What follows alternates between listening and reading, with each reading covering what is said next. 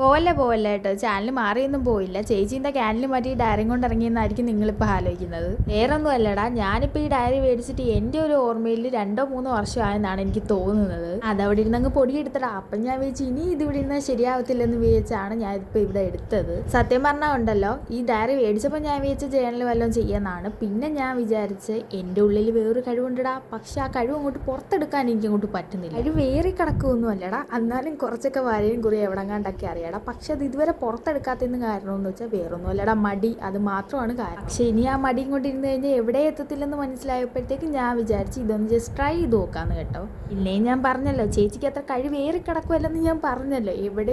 എവിടേക്കോ കുറച്ച് വരയും കുറി അറിയാം. അത് വെച്ച് മാത്രമേ നിങ്ങളിത് കാണാവുള്ളൂ. അതുകൊണ്ടാണ് ഫസ്റ്റ് പേന എടുത്ത് വരയ്ക്കാതെ പെൻസിൽ കൊണ്ട് തന്നെ വരച്ചിട്ട് പിന്നെ പേന എടുത്ത് വരച്ചത്. കാരണം നേരത്തെ ചേച്ചി ഇതൊക്കെ നല്ലപോലെ ചെയ്യുമായിരുന്നടാ. പിന്നെ അങ്ങ് മാറ്റി വെച്ചപ്പോഴത്തേക്ക് അതിൻ്റെ ടച്ച് അങ്ങോട്ട് വിട്ടുപോയി. അല്ലെങ്കിൽ ഞാൻ പൊളിച്ചേനായിരുന്നു. പിന്നെയാണ് കാര്യം എനിക്ക് അങ്ങോട്ട് കത്തിയത്. ഇത് അത്രയ്ക്ക് ഈസി അല്ലടാ, ഇതൊക്കെ ചെയ്തെടുത്തവർ നല്ല കഷ്ടപ്പെട്ട് കാണും. പിന്നെ എൻ്റെ ഒരു ലെവലും ഇതിൻ്റെ ഒരു ലെവലും അങ്ങോട്ട് മാച്ചായി പോകുന്നില്ലടാ. അതാണ് ഏറ്റവും വലിയ പ്രശ്നം.